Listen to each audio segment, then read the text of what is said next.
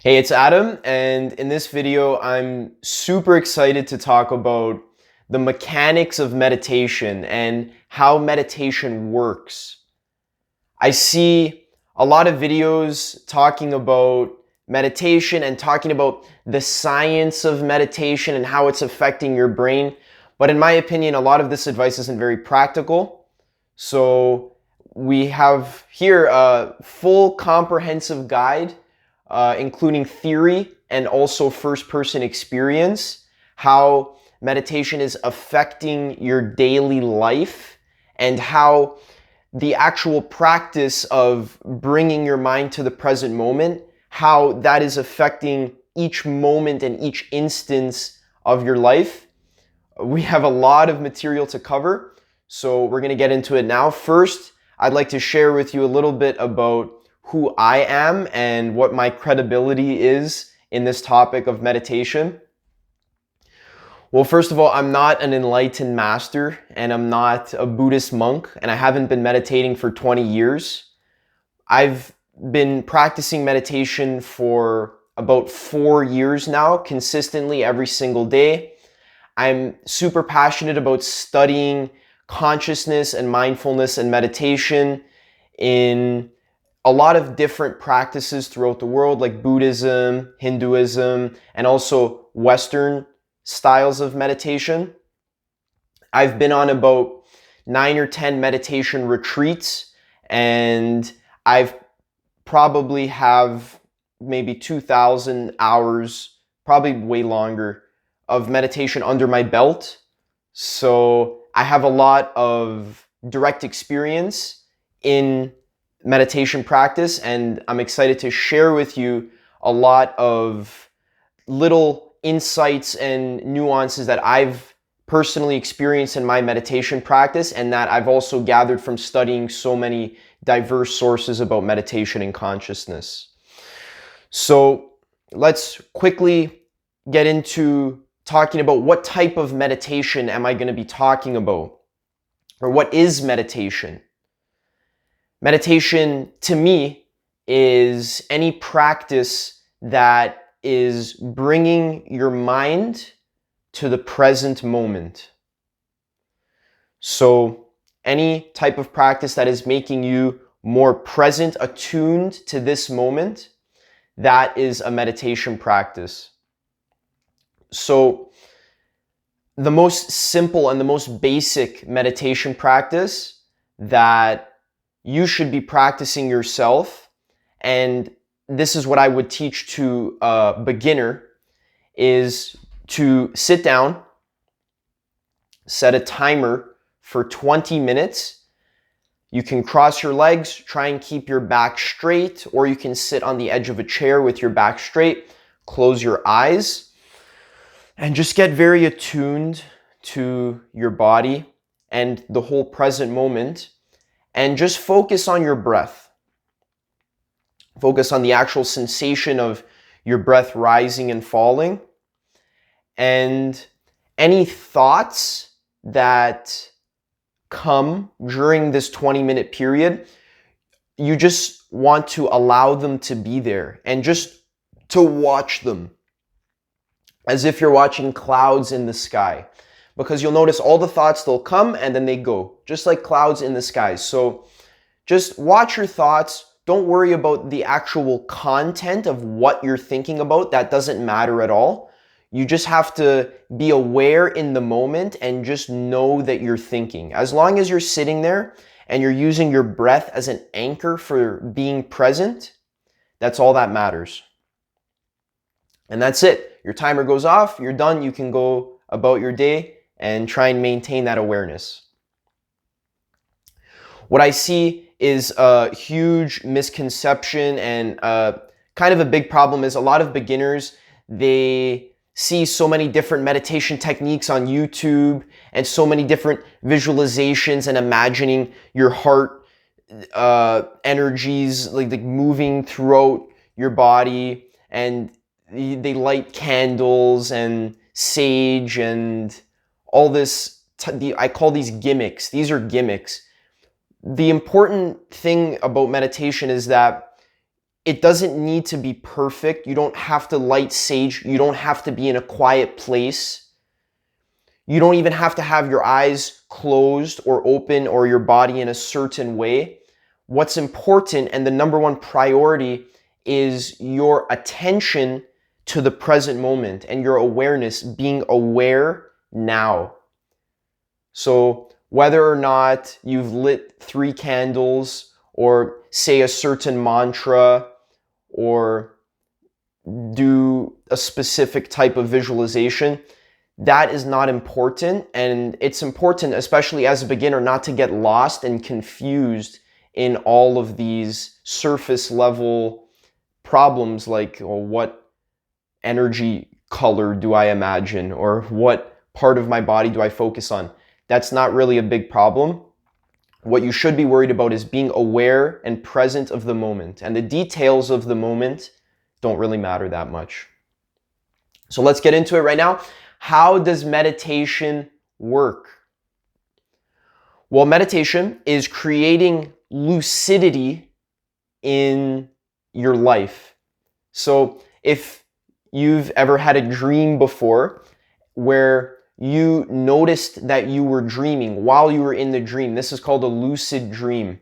So if you ever had a lucid dream, it's a big shift where you're dreaming, you're going throughout your dream experience. Maybe you're dreaming that you're walking through a forest and there's a bear that's chasing you and you're super scared and you're totally enwrapped and in the dream. All of a sudden you have a lucid experience, like, wait a second, I'm dreaming. And then all of a sudden you become very aware of your surroundings, you become very present, and all of a sudden the dream becomes a lot less important to you. And this is what I mean by lucidity, is being clear and aware in each moment. So when you're walking to work or you're walking to school, you're aware that you're actually walking, that you're present. Because a lot of us live our lives on autopilot. We always have background thoughts that are always running. When I'm walking to work, I'm thinking about maybe this YouTube video that I watched, or I'm thinking about some conversation that I have to have with one of my coworkers when I get to work. I'm always thinking about other things. Where did I put my car keys? All that stuff. And the purpose of meditation is to ground your mind in the present moment and literally be paying attention to either your breath as you're walking or your actual footsteps. And this is what the purpose of meditation is to be present. Now, most people know this. Most people know that the purpose of meditation is to be present, but it's kind of confusing to actually grasp the significance of being present. Why is this even important? Why do I even have to be present? And this is what I'm going to get into right now. So the benefits of being present, I got my notes over here, I'm looking at them, is that first of all, when you're being present, you're breaking that autopilot. So a lot of our thoughts cause us to worry and to be anxious and to either be depressed or scared and distracted and maybe craving other things, grasping for food or entertainment. When we're practicing presentness and mindfulness, we're breaking that autopilot of those thoughts and we're regrounding ourselves in the present and realizing that whatever we were thinking about is not important right now. And just this experience is very liberating because most people live their lives, and you and me, we live our lives at the mercy of our mind, and we're always being tugged and pulled in every which direction. Whatever our thoughts are thinking, we're identifying with our thoughts, and we think that we always have to follow and listen to our thoughts. But when we're practicing meditation, we're starting to realize that our thoughts are just thoughts. And they're not reality, they're just thoughts. And we can detach from them, and that gives us a lot of power to take control of our lives and live our lives in the direction that we want to, instead of always being tugged and pulled in so many different directions by our thoughts. So as you're practicing meditation, you're increasing your awareness of the present moment. And there's a lot of factors and aspects of the present moment that you're currently unconscious to and not aware of. Here's an example. Right now, I want you to just quickly do a quick body scan and try and find any tension that you're holding in your body.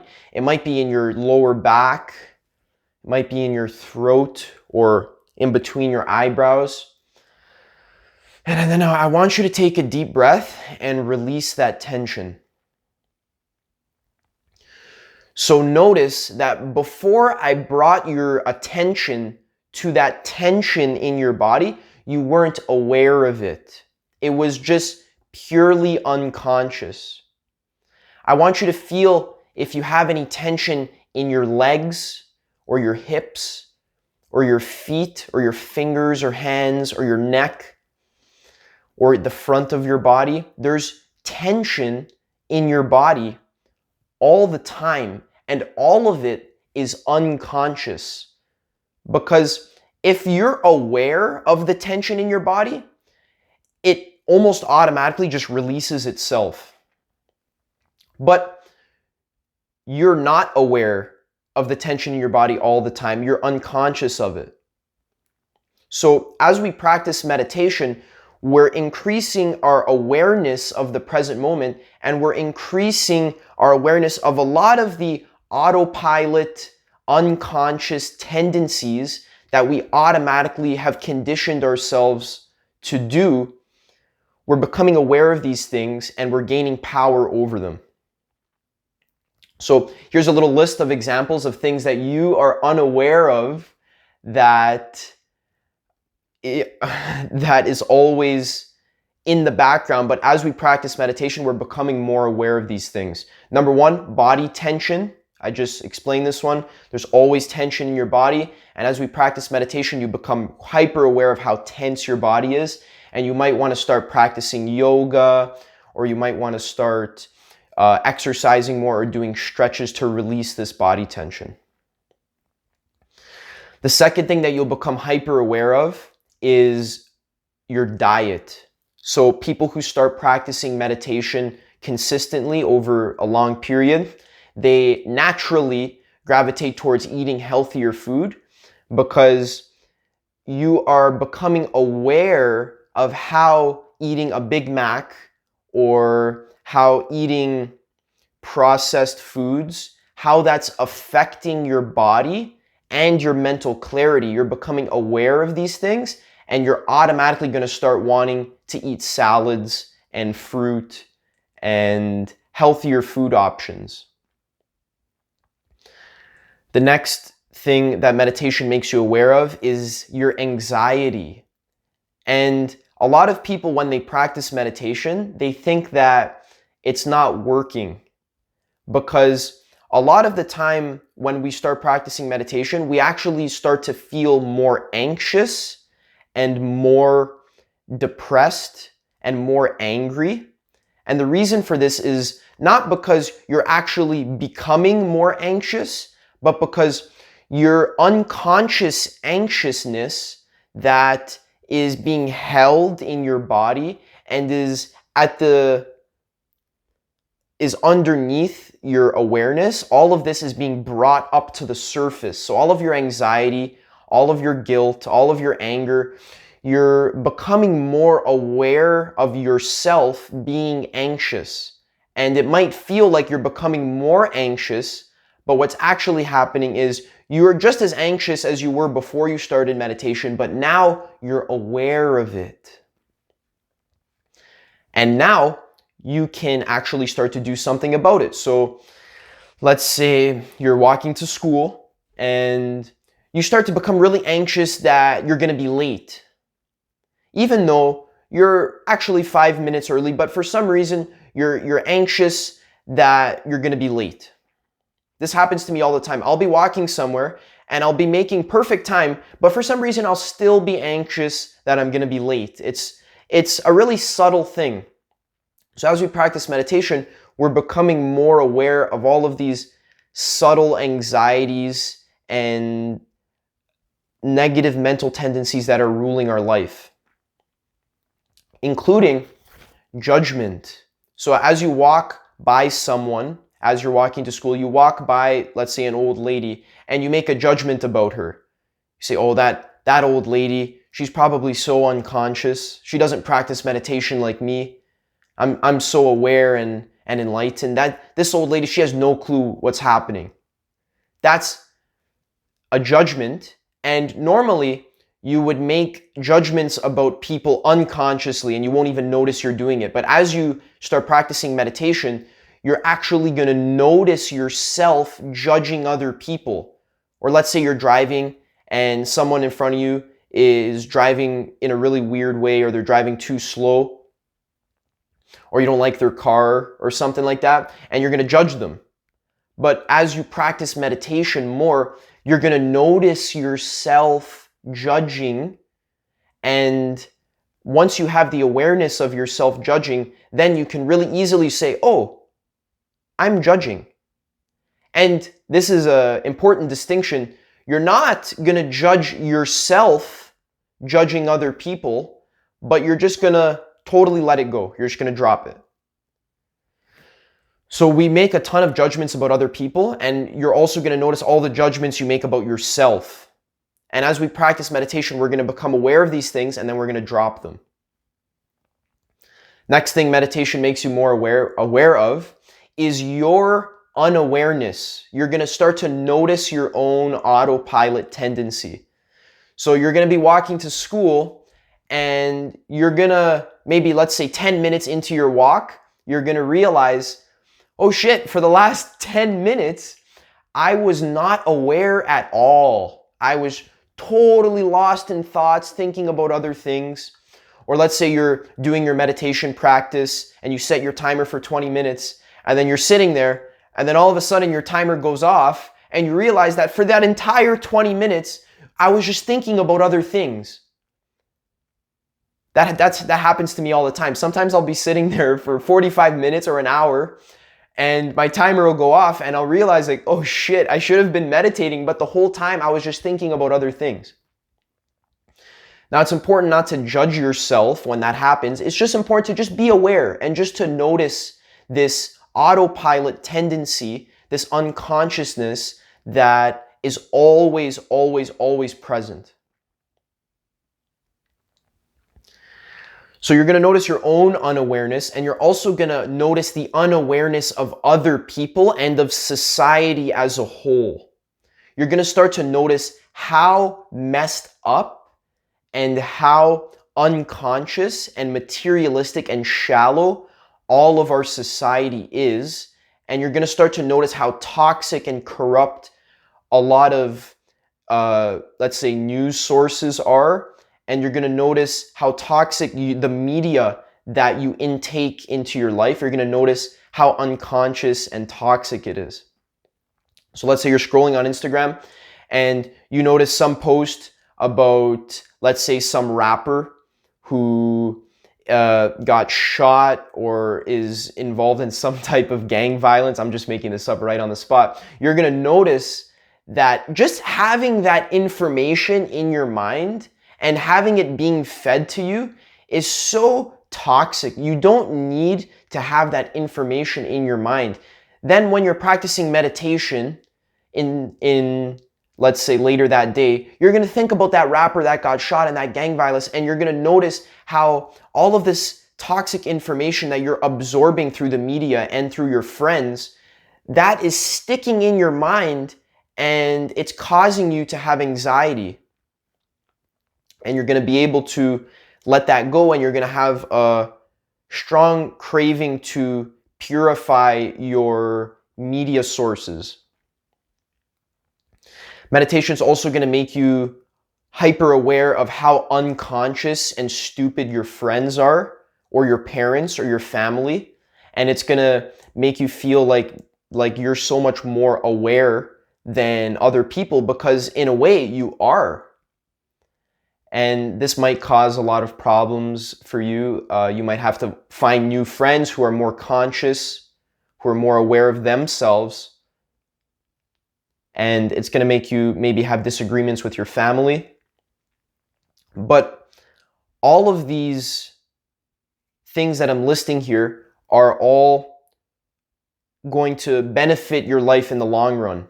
These are all positive effects of meditation. It's just basically you becoming aware of how fucked up you are all the time, and all of these negative unconscious tendencies. All of this is going to come to the surface, and once it's at the surface, you're going to be able to deal with all of these problems.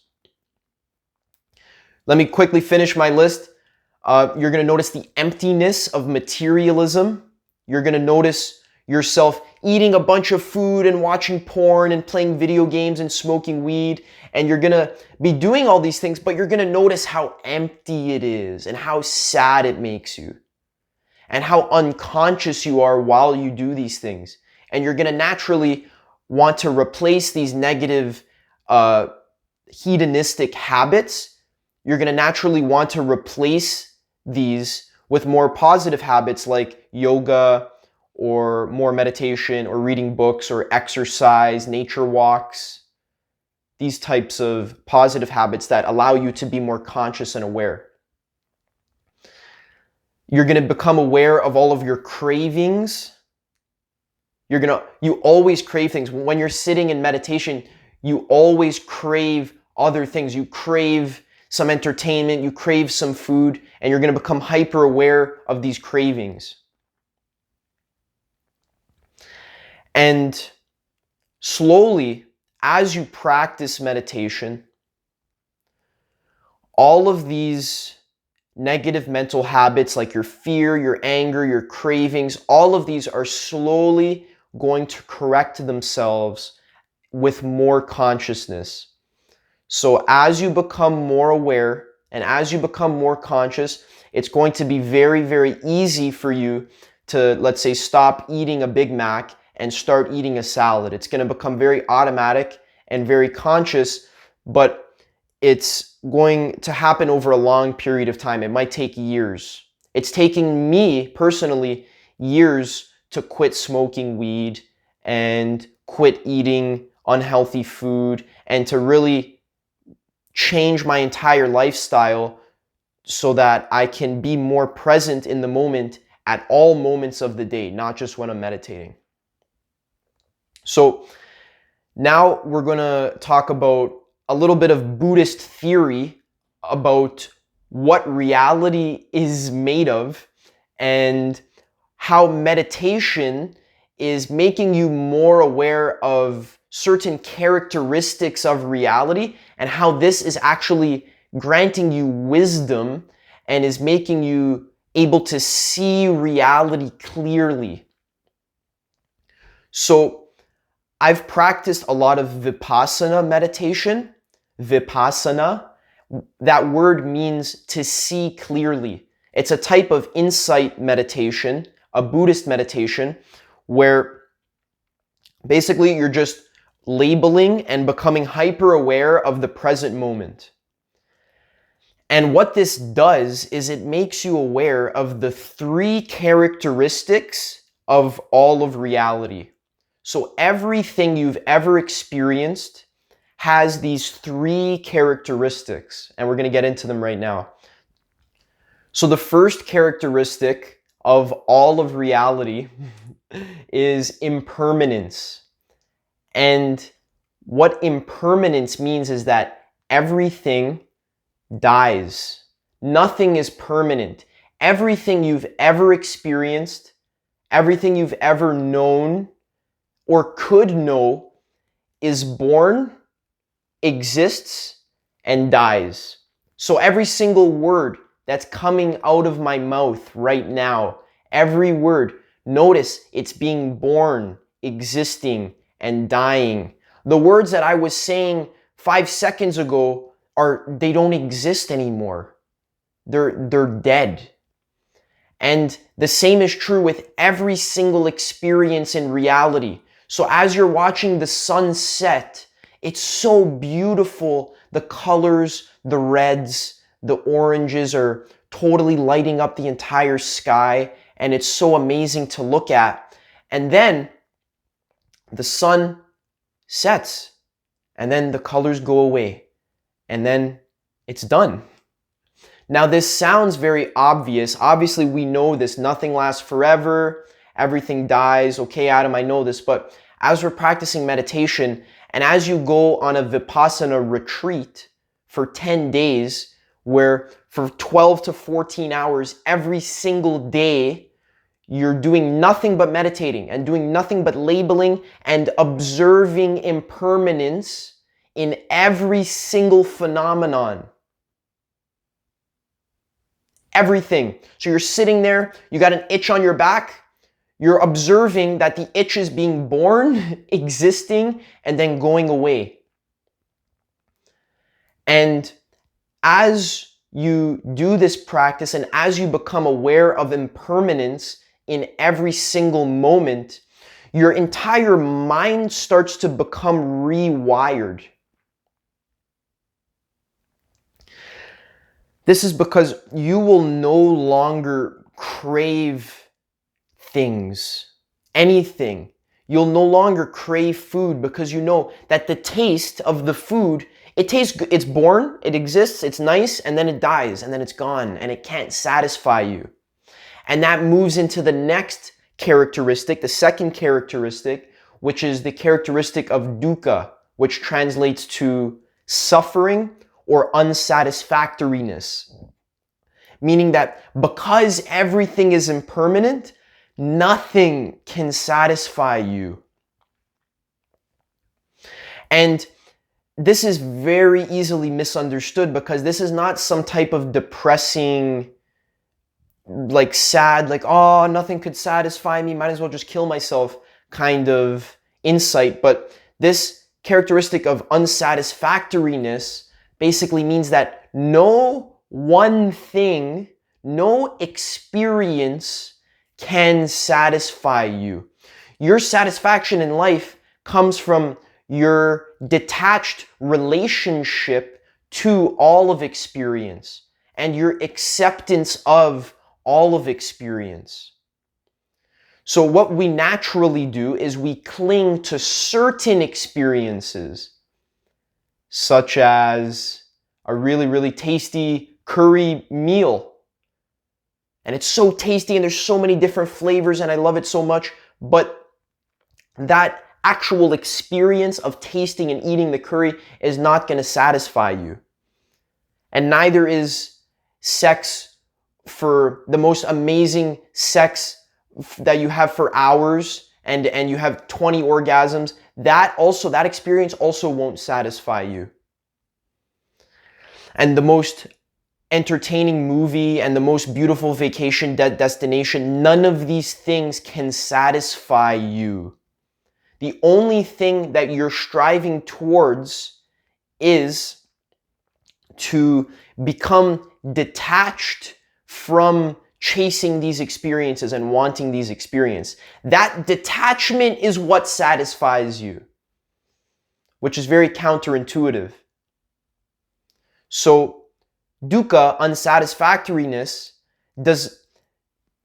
basically means nothing can satisfy you, so you should observe with detachment and presence, which is the purpose of meditation. And then the last characteristic, which is a bit of a doozy, and there's a lot to unpack here, is the characteristic of no self.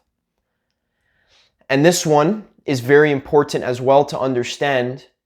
The characteristic of no self means that every single thing in reality that you've ever seen or experienced is literally not you.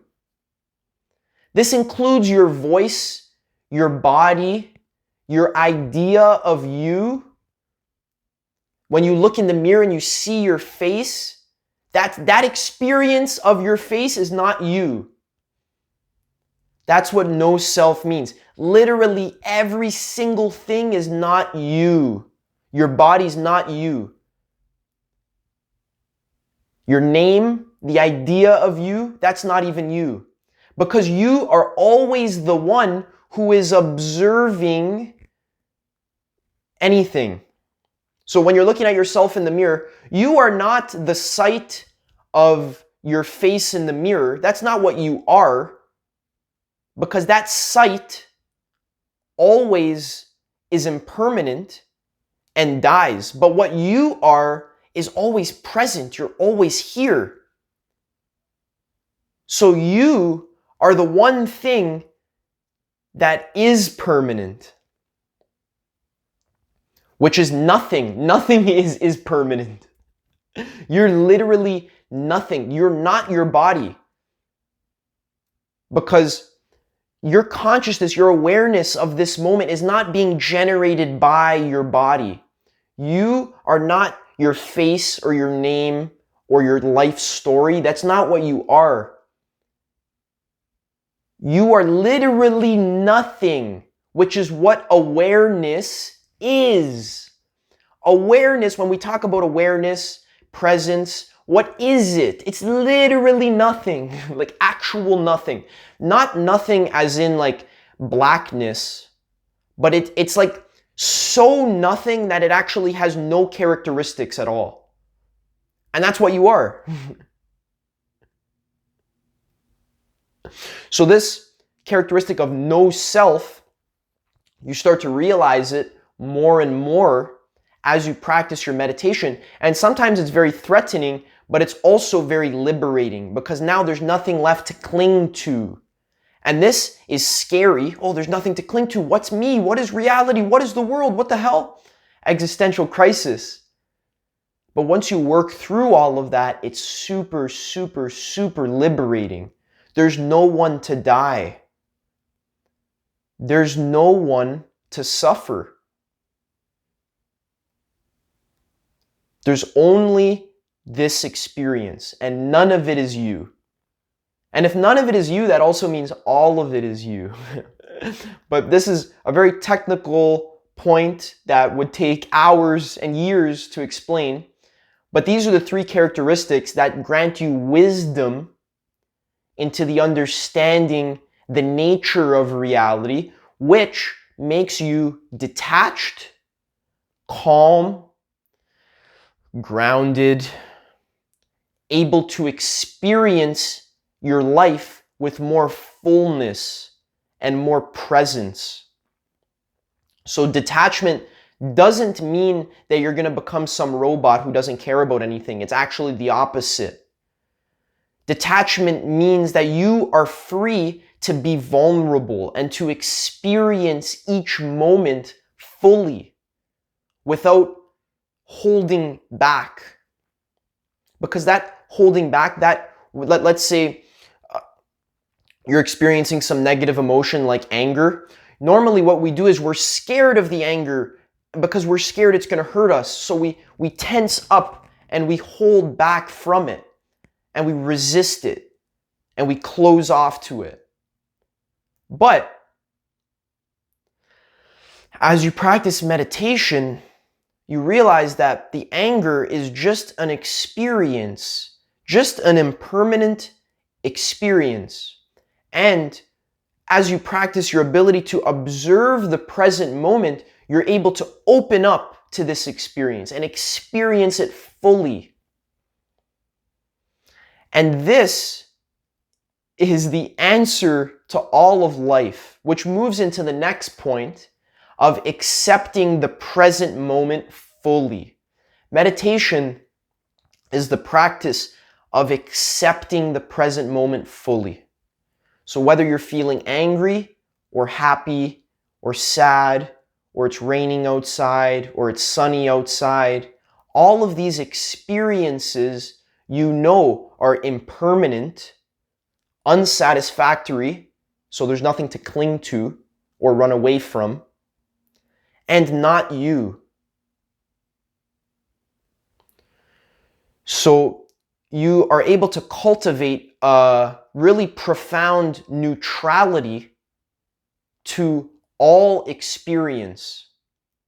So whether your foot hurts or your back hurts, or even the opposite, if you're eating the tastiest meal, or you're having the most amazing orgasm, or you're super high on some psychedelic that's making you feel so blissful, you're able to remain neutral and just remain a witness to all of these experiences. And that neutrality and that lack of clinging is the purpose of life. That is what is going to make you fulfilled. That is what's going to make you calm and peaceful and present and happy. Not happy in the sense of like you're feeling pleasure, like happy when you're eating curry chicken, but happy in the sense of nothing that ever happens to me can ever bother or kill or ruin my peacefulness. So even if your arm was chopped off, imagine right now your actual hand getting chopped off, even that wouldn't bother you at all. And these types of states, super high states of acceptance and love of this present moment here, this is the goal of all meditation, is to accept every single experience without fear and to accept it openly with an open heart. So if someone comes and takes a shit on your lawn, you are not even perturbed by that at all. That doesn't bother you at all, not even in the slightest. Your mind is like still water. And even someone coming and taking a shit on your lawn, that doesn't even cause one ripple in the stillness of your mind. And you just float through reality with pure acceptance and love all the time. And that is the highest and most ultimate goal of meditation that we're training. That's the reason why we're training our mind to stay present and to accept the present and to just remain a non-attached witness to the present. So that even if someone comes and murders your entire family, that's okay. And now I know you're saying, well, I want to be angry if someone comes and murders my entire family, or I want to be sad, because that's bad. That's bad. I don't want my whole family to be murdered. That's bad. I don't want that to happen. And that's why you suffer. It's like, no, Adam, no, you don't understand. My family's important. And I need them, and they need me, and if my family got murdered, I couldn't be happy. That would be the most terrible thing ever. And that's why you suffer. Because you cling. Now, I'm not saying but if you reach the highest states of meditation that you're going to stop feeding your family and you're not going to care about anything and you're just going to sit in a cave and totally detach yourself from the world. That's not what I'm saying. What I'm saying is when you have this still mind that's not perturbed by anything, now you're free to fully live and to fully express yourself in the world. Because you're not being held back by this heavy bag of trauma and guilt and suffering and fear that you always hold on your back. Now you're able to let all that shit go and fully experience life as you would in a lucid dream.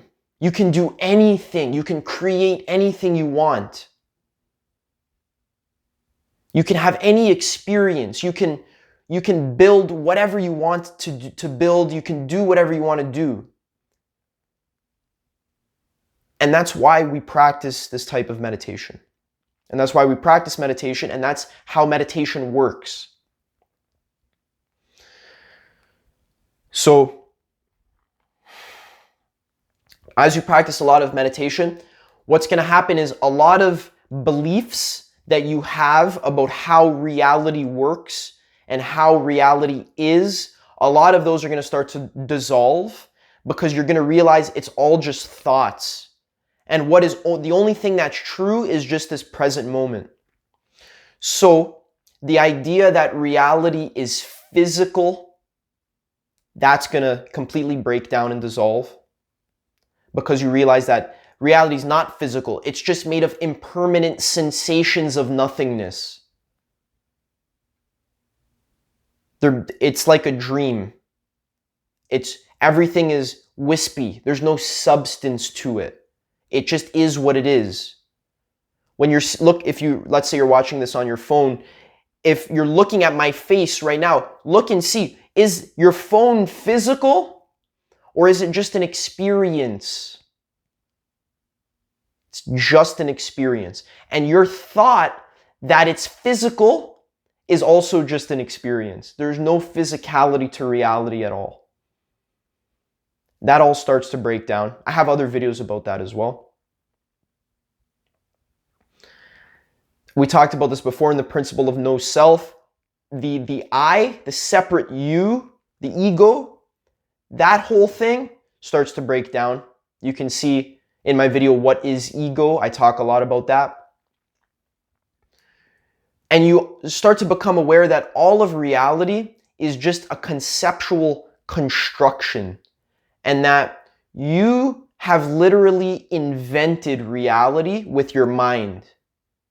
All of these distinctions, what you've done is you've chopped up reality into a bunch of little smaller parts. This is called duality. And as you practice a lot of meditation very seriously, all of these dualities, like the difference between me and you, up and down, left and right, tree and not tree, all of these dualities start to collapse, and you start to see that the world is infinitely interconnected and it's all one. And that any type of distinction that you make in your mind, any type of splitting up of reality, that's something that you've projected onto reality. And it's all relative to you. There's no such thing as an actual tree. That's something you've projected onto the bare experience of this present moment. Someone who is in one of the highest, most enlightened states, let's say they took some DMT after practicing 1,000 hours of meditation, they would not see the same tree that you are seeing. Because the way you understand and conceptualize reality is relative to your level of consciousness. And you start to realize that a lot when you practice meditation, and that gives you a lot of freedom. And also mind fucks. If mind fucks the hell out of you, you won't know what the hell's going on for a long time. But it gives you a lot of freedom and liberation from all of these conceptual constructions that you've trapped yourself in. And as the boundary of me and you, or self and other, as that starts to break down, you're able to fully love and empathize and be compassionate towards others, which is the purpose of life according to Jesus Christ and every other spiritual leader of all time. So here's some action steps that you can take to actualize what I'm saying here, because what I'm saying is really nice. I'm giving you a really high-level explanation of how meditation works, but here are some action steps that you can do. Number one, start a meditation practice. Start meditating every single day for minimum 20 minutes without skipping a day, and then have the intention of moving that 20 minutes up to 30 minutes, and then 40 minutes, and then 50 minutes, and then 60 minutes, until you're meditating in every single moment of your life. and you're aware and conscious and lucid and present. Another action step is watch more videos like this. There's videos, I'll go on actualize.org. There's the super in-depth lectures for free about consciousness and meditation and how all of this works practically in your life. You can watch more of my videos. There's so many free resources that will help you stay on track and help motivate you to meditate. Also, read a book about meditation. A really high book recommendation that I'll give to you right now is called Conversations with God. This book I can't recommend highly enough. I give it 10 out of 10. It's as if you're actually having a conversation with God. I'd recommend getting it on Audible, because if you sign up for a free trial, you get 1 credit, and then you can spend that credit on the Conversations with God, the entire trilogy. I'd highly, highly recommend that. I have no affiliations with Audible or anything, but listening to that 26-hour lecture with God will change your entire life and keep you motivated to continue meditating. And the last action step is book a retreat for yourself, a Vipassana retreat or a type of meditation retreat, and actually take that next step and take that jump and actually go on a retreat and see these results starting to actualize in your life. Because as you're meditating 10 hours a day, you're going to actually start to grasp the importance of what I'm saying here. So if you stuck to the end of the video, thank you so much. I appreciate your time and your attention, and I'm actually so proud of you for taking your personal development and your understanding of meditation and reality and consciousness seriously. And I hope you liked this video. If you liked it, give it a thumbs up, share it with your friends who are interested in meditation or who should be interested in meditation. I'm going to be making a lot more videos like this about how meditation works and how to practically implement all of the insights into your daily life. So subscribe for more, and thanks so much. I'll see you in the next video.